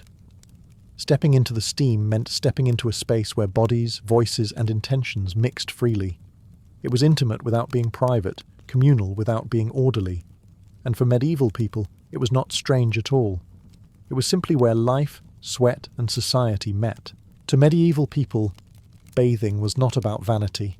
It was about balance. Health was believed to depend on the proper regulation of the body's internal forces, and bathing played a central role in that effort.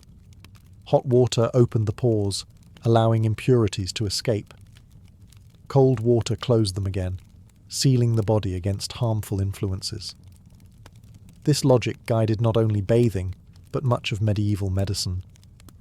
Physicians regularly recommended bathhouses as part of treatment.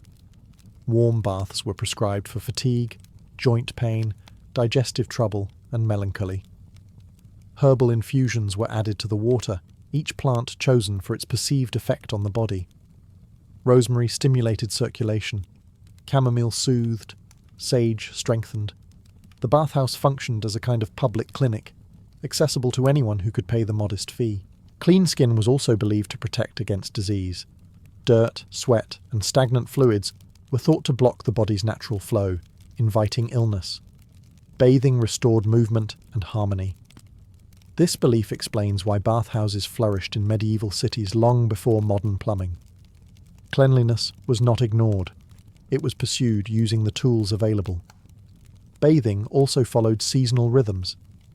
In colder months, hot baths were especially valued, both for warmth and for maintaining health. In warmer seasons, bathing helped cool the body and prevent overheating. Travellers were advised to bathe upon arrival in a new town, washing away the physical and spiritual residue of the road. There were rules too. Bathing too frequently was sometimes discouraged, especially for the elderly or those considered physically weak. Excessive heat was thought to drain vital energy.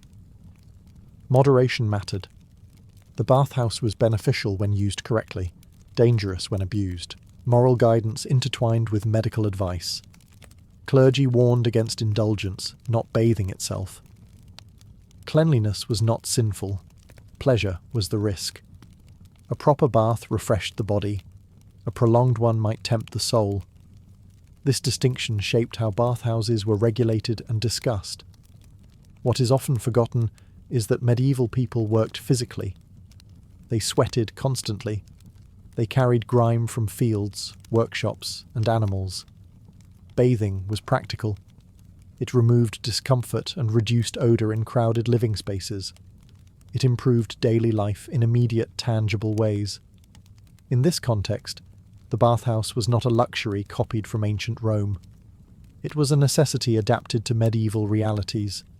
It blended medical theory, routine hygiene, and community custom into a single institution.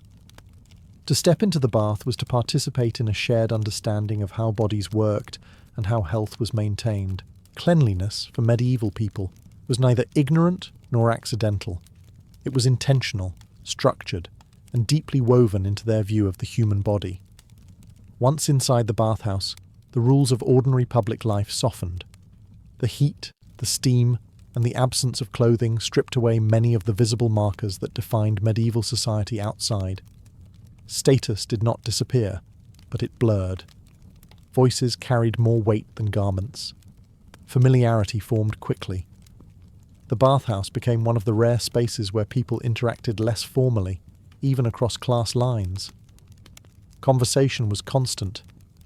News travelled through bathhouses faster than through official channels. Travellers brought stories from other towns. Merchants discussed prices and shortages. Local disputes were debated openly.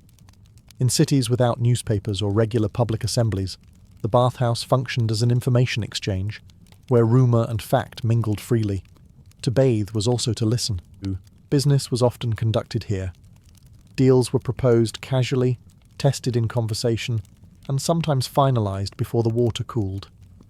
The relaxed setting encouraged trust, or at least the appearance of it. Sharing a bath implied a degree of openness. You were literally unarmed, vulnerable, and present. That mattered in a world where trust was hard to establish. Friendships were reinforced through routine. Many people bathed on set days, returning week after week to the same space, sitting on the same benches, speaking to the same faces. Over time, the bathhouse became part of social rhythm, as predictable as market day or church services. Absence was noticed. Presence was expected. Bathhouses also served travellers and outsiders. Inns were crowded and dirty. A bathhouse offered relief, familiarity, and a way to reintegrate into urban life. Washing away road grime was symbolic as well as practical. It marked a return to civilization, order, and shared norms. Gender separation varied by region and period. Some bathhouses designated different days for men and women. Others allowed mixed bathing, especially earlier in the Middle Ages. In those settings, social interaction expanded further, creating spaces where men and women spoke more freely than elsewhere. This openness made authorities uneasy, but it also made bathhouses popular. What mattered most was that the bathhouse allowed people to exist together without rigid scripts. You did not kneel. You did not formally greet. You sat, soaked, and spoke. This informality was rare and valuable. In a society governed by hierarchy and ritual, the bathhouse offered something quietly subversive, a shared human experience where warmth, water, and conversation temporarily outweighed rank. Not all medieval bathhouses were the same. Some were simple wooden structures with a few tubs and a stove. Others were lavish establishments that catered to the wealthy, offering comfort, service, and indulgence that bordered on excess. The difference was immediately visible and just as immediately felt in the price. At the lower end, a bathhouse provided the essentials: heated water, benches, shared tubs, and perhaps a towel if you were lucky. Patrons washed themselves, poured water over one another, and left when finished. These places served labourers, artisans, and travellers who needed cleanliness more than comfort. The experience was practical, efficient, and crowded. More prestigious bathhouses were another world entirely. Private rooms could be rented by the hour. Individual tubs were filled and emptied on demand. Servants assisted with washing, drying, and massage. Fresh linens, scented oils, and herbal additives were common. Wine and food were brought directly to the bath. Music might play softly in the background. Time slowed here, deliberately. Access to these luxuries reinforced social boundaries even in a space that blurred them. While bodies might look similar beneath the steam, the level of service made hierarchy visible again. Wealth brought privacy, attention, and control over the experience. Poorer patrons bathed together. Richer ones bathed apart, even when using the same building. Municipal authorities often regulated bathhouse pricing, attempting to keep basic bathing affordable. Cleanliness was seen as a public good. At the same time, luxury bathing generated significant revenue through taxes and fees. City governments tolerated and sometimes encouraged upscale bathhouses because they attracted visitors and money. Class also shaped expectations of behaviour. In modest bathhouses, conversation was loud and unfiltered. In expensive ones, etiquette returned. Voices were lowered. Interactions were more restrained. Privacy was protected. The same act of bathing took on different meanings depending on where it occurred. These distinctions mattered socially. Being seen entering a high-status bathhouse signalled wealth and refinement. Regular attendance became part of personal reputation. Conversely, frequenting only the cheapest establishments could quietly mark one's financial limits. The bathhouse, then, was not an escape from class, but a reflection of it. Steam might blur faces, but it did not erase inequality. Instead, it offered a compressed view of medieval society, where comfort, access, and dignity were distributed unevenly, even in water meant to cleanse everyone the same. Luxury did not change why people bathed. It changed how they were treated while doing so. The very qualities that made medieval bathhouses popular also made them suspect. Heat loosened bodies. Steam blurred boundaries. Nudity erased visual markers of restraint. To religious authorities and moral reformers, this combination was dangerous. Where people gathered unclothed, temptation was assumed to follow. Mixed bathing, in particular, caused anxiety. In earlier centuries, it was relatively common in parts of Europe, especially in urban centres. Men and women shared tubs, talked freely, drank wine, and lingered. For many patrons, this was normal social behaviour. For critics, it was an invitation to sin. Sermons warned that bathhouses encouraged lust, adultery, and moral decay. The bath, once praised for health, became a suspected gateway to vice. Some of these fears were exaggerated, others were not. Bathhouses did sometimes overlap with sex work. In certain cities, establishments openly offered sexual services alongside bathing. Elsewhere, the line was less explicit, but still present. Private rooms, alcohol, and relaxed supervision created opportunities that did not exist in churches or marketplaces. Authorities knew this. So did patrons. This dual reputation created tension.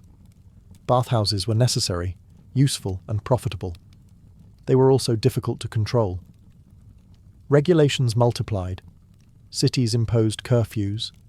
Gender separation was enforced more strictly.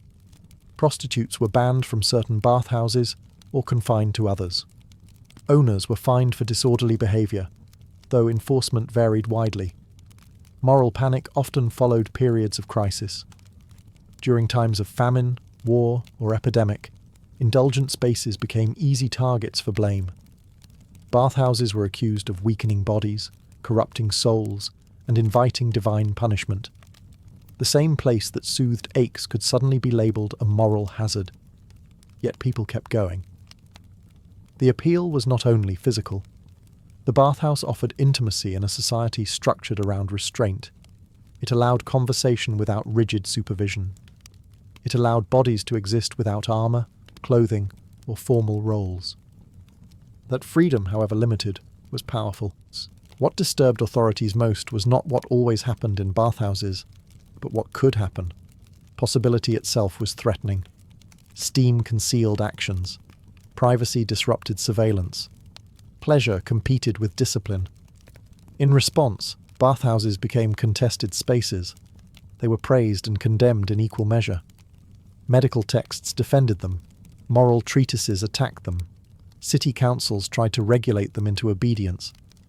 The result was contradiction. Bathhouses survived by adapting, but their reputation remained unstable.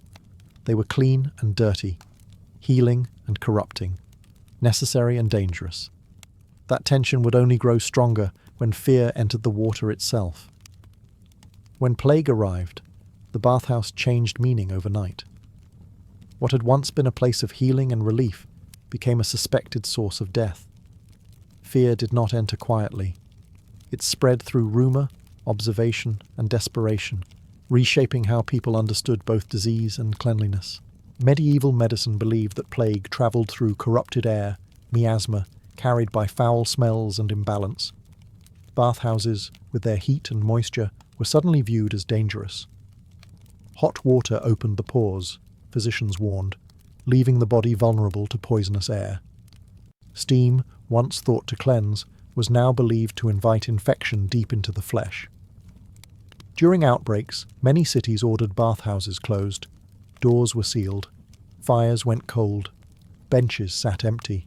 In some places, owners were fined heavily for remaining open. In others, bathhouses were converted into temporary shelters or abandoned entirely. Public spaces where bodies gathered were seen as threats, not comforts. The irony was brutal. Plague victims often suffered fevers, pain, and swelling that baths might have eased. But fear overruled relief. Cleanliness no longer meant safety. Isolation did. People who had bathed weekly now avoided water entirely, believing that dry skin offered protection. Bathhouse workers were hit especially hard. They handled towels, water, and bodies daily. Many fled when plague rumours began. Others stayed out of necessity, lacking alternative income. Their work became stigmatised. To be associated with bathing during plague was to be suspected of spreading death. Not all closures were absolute. In some regions, bathhouses reopened cautiously between outbreaks. Restrictions tightened. Crowds were limited. Steam rooms were avoided in favour of brief washing. Herbs believed to resist plague were added to the water. These measures offered comfort more than real protection, but they restored a sense of control. What plague truly destroyed was trust. Communal bathing depended on shared belief that proximity was safe. Once that belief collapsed, the bathhouse could no longer function as before. The very qualities that made it social became liabilities. Over time, repeated outbreaks reshaped habit. Bathing became less frequent. Private washing replaced communal soaking. By the late medieval period, The golden age of the public bathhouse had passed in many parts of Europe. Steam had once symbolized health and togetherness. During plague, it became a reminder of vulnerability. Water could cleanse dirt, but it could not cleanse fear. As fear reshaped daily life, medieval bathhouse culture began to contract. The closures during plague outbreaks were meant to be temporary, but many became permanent. Once people adjusted to life without communal bathing, authorities were slow to encourage its return. What had once been seen as a public good was now treated as a public risk. City councils tightened regulations. Bathhouses that reopened were required to limit hours, reduce crowd size, and separate patrons more strictly by gender and status.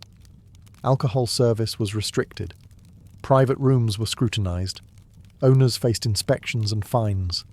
The informal atmosphere that had defined bathhouses for centuries was gradually replaced by caution and oversight. At the same time, habits were changing inside the home.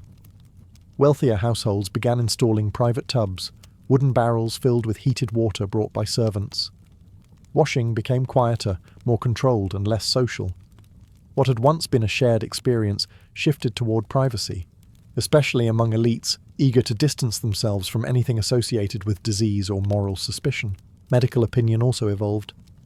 Influenced by plague experience, some physicians began discouraging frequent bathing altogether. Water was no longer universally trusted. Dry rubbing, linen changes, and perfumes became substitutes for immersion. Cleanliness remained important, but the method changed. The body was maintained rather than soaked. This shift had social consequences. The bathhouse had been one of the few places where class lines softened, where conversation flowed across ranks. Its decline removed a shared civic space. Interaction became more segmented. Cleanliness became a private matter rather than a communal one.